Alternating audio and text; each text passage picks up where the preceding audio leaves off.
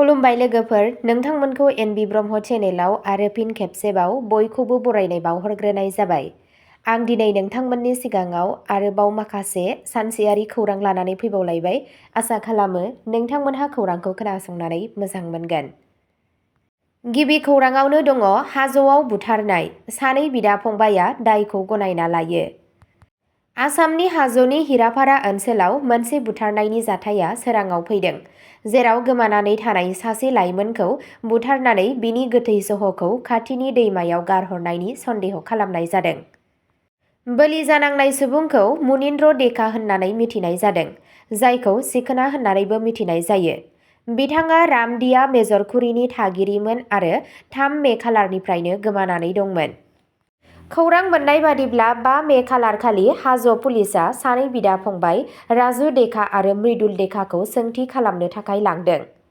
नायबिजिरनायाव सानैबो सेंग्राखौ बुथारनानै बिनि गोथै सह'खौ गेंदेलथारि हिरापारानि कलाजल दैमायाव गारहरनायनि खोथा सिमान लायो। बिसोरनि सिमान लानायनि सायाव बिथा खालामनानै आसाम पुलिसआ एसडिआरएफ आरो एनडिआरएफ हानजाफोरखौ लानानै दैमायाव नागिरनायनि हाबाफारि लादों। बिबानगिरिफोरा नायबिजिरगासिनो दं। फारसेथिं दैमानिफ्राय गोथै सह'खौ बोखांनो थाखाय नाजानाय जादों। गुबुन मोनसे खौराङाव दङ बकाखातआव गोब्राब बारहुंखा आरो रोजा अखा हानायनि जाहोनाव खहा। मैया रोजा अखा हानायजों लोगोसे मोनसे गोख्रों बारहुंखानि जाहोनाव बकाखात कामरगांव ब्रह्मपुत्रनि सेर सेर दैमा ओनसोलफोराव गोबां खहा जादों। हरखाबै बोथोरनि जाथाया देरगावनि साहा बाहागोनि गोबां गामिफोरखौ गाज्रियै गोहोम खोख्लैदों, जायनि जाहोनाव थागिबिफोरा दुखुआव गोग्लैदों। बारहुंखाया जोबस्रांनायनि लामा दिन्थिदोंमोन, सरासनस्रा जिउ खुंनायाव हेंथा होदों आरो गावारि आरो रायजोआरि मोन्नैबो सम्पथिफोरखौ गोबां खहा खालामदों। गिदिर गिदिर बिफांफोरा बायफ्लेनानै लामाफोराव गोग्लैदों, जायनि जाहोनाव गोबां जायगाफोराव थांलाय फैलाय आबुङै बन्द जादों। गोबां जायगायाव मोब्लिबनि खुन्थियाफोरा गोग्लैदों आरो मोब्लिब लाइनफोरा बायफ्लेनायनि जाहोनाव मोब्लिब जगायनायाव गोबां जेंना सोमजिदों। बिफांफोर गोग्लैनायनि जाहोनाव गोबां न'फोरा खहा जादों। फारसेथिं गोख्रों बारआ टिननि उखुमफोरखौ सिफायदों, जायनि जाहोनाव गोबां नखरफोरा न'-बां गैयै आरो लोरबां जादों। बयनिख्रुइबो गाज्रिसिन गोहोम गोग्लैनाय ओनसोलफोराव ब्रह्मपुत्र दैमानि सेर सेर थानाय सदर, सिरिसाटिका, लेमसापरि आरो बागबारिनि मिसिं गामिफोर दं, जेराव बारहुंखाया जुनियायै फोजोबस्रांलु महर लादों। जायगानि सुबुंफोरा पुलिस, एनडिआरएफ आरो एसडिआरएफखौ खहा जानायनि बिबांखौ नायनो आरो खहा जानांनाय सुबुंफोरखौ थाबैनो हेफाजाब होनो खावलायदों। गुबुन मोनसे खौराङाव दङ बाक्सायाव साननि सोराङावनो खावनाय, बरबारि बाजाराव स्कुटिनिफ्राय 2,50,000 रां खावदों। आसामनि बाक्सा जिल्लानि बारबारियाव मोनसे सोमोनांथाव खावनाय जाथायाव दुथांफोरा गंसे स्कुटिनिफ्राय 2,50,000 रां खावदों। बे जाथाया मुकुब बरबारि सप्तायारि बाजाराव जायो, जायनि जाहोनाव बे ओनसोलाव गिखांनाय सोमजिदों। खौरां मोननाय बादिब्ला सुपारीनि फालांगि रमानी बर्मनआ मुसलपुराव थानाय स्टेट बेंक अफ इन्डियानि दालायनिफ्राय नोगोद रांखौ दिहुनदोंमोन। गावनि स्कुटिखौ लाखिखांनायनि उनाव दसे समनि थाखाय खाथिनि गलायाव साहा लोंनो थांदोंमोन। जाथायनि खाबुखौ लानानै सानै सिनाय मोनै दुथां सुबुंफोरा स्कुटिनि थाला सिफायनानै दोनथुमग्रा कम्पार्टमेन्टनिफ्राय नोगोद रांखौ खावनानै जाथायथिलिनिफ्राय खारलाङो। जाथायनि उनाव बरबारि पुलिस थानायाव अजद होनाय जादों। पुलिसआ नायबिजिरनायखौ जागायदों आरो दायनिगिरिफोरखौ नागिरनो थाखाय संदाननाय हाबाफारि जागायदों। गुबुन मोनसे खौराङाव दङ अरुणाचल प्रदेशआव भारत-म्यानमार सिमायाव आलफा आइनि सानै केडारआ आखाइ दैखाङो। 5 मे खालि मोनसे मख'जाथाव जाथाय बादियै आलफा उदांनि सानै सोद्रोमाया भारत-म्यानमार सिमा सेरजों अरुणाचल प्रदेशनि फांसाव पासआव आखाइ दैखांदों। आखाइ दैखांनाय आलफा सोद्रोमाफोरखौ अरुणाचल प्रदेशनि महादेवपुरनि थागिबि 31 बोसोर बैसोनि अशोक सनवाल होननानै सिनायथिनाय जादों आरो धेमाजि जिल्लानि गहाय गामिनि 31 बोसोर बैसोनि बिप्लब बरगहाय उर्फे निपेन असम होननानै सिनायथिनाय जादों। सुलुंनिफ्राय मिथिनाय बादिब्ला सानैबो केडारआ बावैसो सिगां म्यानमाराव थानाय मोनसे गाहाय आलफा आइ केम्पनिफ्राय ओंखारनानै बिबानगिरिफोरनि सिगाङाव गावखौ गथायदोंमोन। गुबुन मोनसे खौराङाव दङ मोनसे सोमोनांथाव जाथायाव आसामनि घिलामारानि सासे सुबुङा गुवाहाटी रेलवे स्टेशननिफ्राय गोमाना दं, जायनि थाखाय बिनि नखरनि सोद्रोमाफोरनि गेजेराव गोबां जेंना सोमजिहोदों।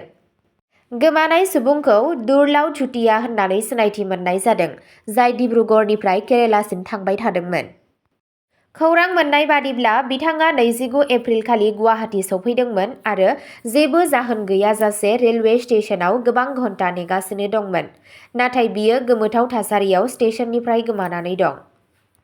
बिथांनि गोमानाया 7 सान बारलांबाय, नाथाय दासिम बिथांनि जेबो गुमुर मोननाय जायाखै।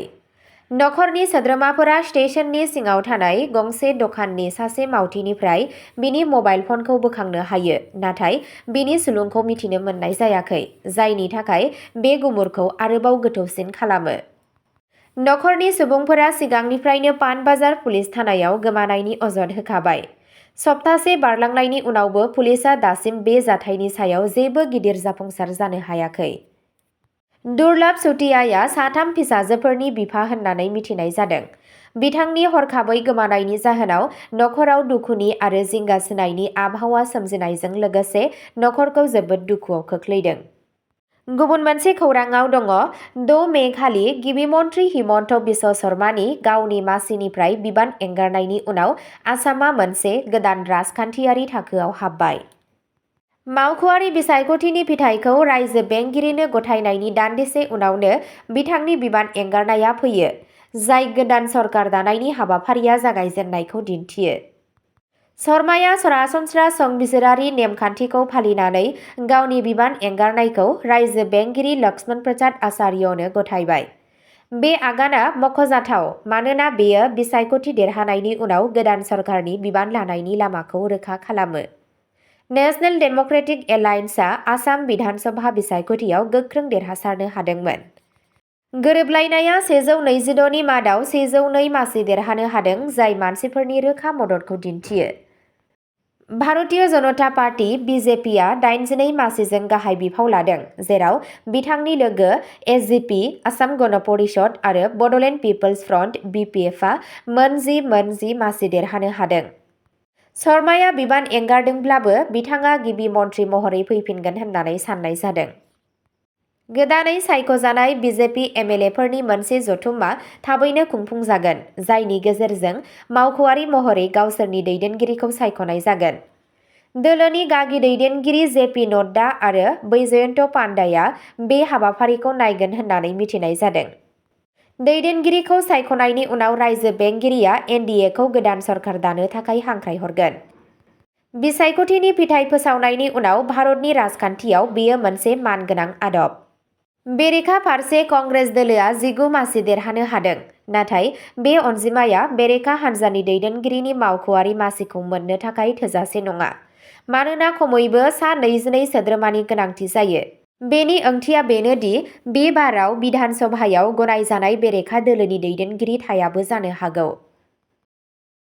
गुबुन मोनसे खौराङाव दङ रासिया-इउक्रेन दावहा दोनथ'नायनि फोसावनायनि साननैसो सिगां गोदान गाग्लोबनायाव सा 27 सुबुंनि जिउ खहा। रासिया आरो इउक्रेननि गेजेराव सोलिबाय थानाय दाङाबाजिया आरोबाव मोनसे दुखुनांथाव महर लादों। थांखि लानाय दावहा दोनथ'नायनि साननैसो सिगां गोदान मिसाइल आरो ड्रन गाग्लोबनायाव खमैबो 27 सुबुंफोरा जिउ खोमानो गोनां जादों। मावख'आरिफोरनि बादिब्ला बयनिख्रुइबो गाज्रिसिन गाग्लोबनायफोरनि गेजेराव मोनसे जापरिजियायाव जादों, जेराव बमा बेरफ्रुनाया बिल्डिंफोर आरो मोनसे कार फाहामनायनि दखानाव सौग्रावदों, जेराव गोबां सुबुंफोरनि जिउ खहा जादों। बे बेरफ्रुनायाव गोबां सुबुंफोरा जोखोम जादों, जायनि जाहोनाव जिउ खहा जानायनि अनजिमाया बांबोगासिनो दं। सानजा ओनसोलाव क्रामाटर्स्क आरो निप्र बायदि नोगोरफोराबो गोबां गाग्लोबनायजों मोगा-मोगि जानांदों। बेफोर ओनसोलफोराव थानाय सुबुंफोरा फिन खेबसेबाव गिनाय आरो खहा जानायजों मोगा-मोगि जानो गोनां जादों मानोना हरताल सोलिबाय थादों। बे गाग्लोबनायजों पल्टावा आरो कार्किभ बायदि ओनसोलफोराव गेसनि सुबिदाफोरखौबो खहा खालामदों। बेयो सानफ्रोमबोनि जिउआव गोहोम खोख्लैदों। हरतालनि उनाव रोजा-रोजा सुबुंफोरा गेस जगायनायाव जेंनाजों मोगा-मोगि जानो गोनां जादों। रासियाया बेनि सिगां 8 मेनिफ्राय 9 मेसिम साननैनि दावहा दोनथ'नायनि फोसावथाय होदों। बेयो मस्क'आव मोनसे गोनांथार जारिमिनारि जाथायखौ नोजोर होनो थाखाय थांखि लानाय जादों। नाथाय इउक्रेनआ बे थांखिनि सायाव सोंथि खालामदों आरो गोलाव आरो गोख्रों दावहा दोनथ'नो खावलायदों। इउक्रेनआ खुला दावहा दोनथ'नायनि थांखिबो होदों, जेराव रासियाखौ गाग्लोबनायखौ आबुङै बन्द' खालामनो खावलायदों। नाथाय बे थांखिनि सायाव मस्क'निफ्राय जेबो रोखा फिननाय मोननाय जायाखै। बेजों लोगोसे दाङाबाजिया हारसिं नङा। खौरां मोन्नाय बादिब्ला इउक्रेननि ड्रन गाग्लोबनायजों रासियानि सामलायनाय ओनसोलफोरावबो खहा जादों, जायनि जाहोनाव जिउ खहा जादों आरो जखम जादों। अब्ला दिनैनि खौरांआ बेखिनियावनो जोब्बाय। एसेनोसै, गोजोन्थों।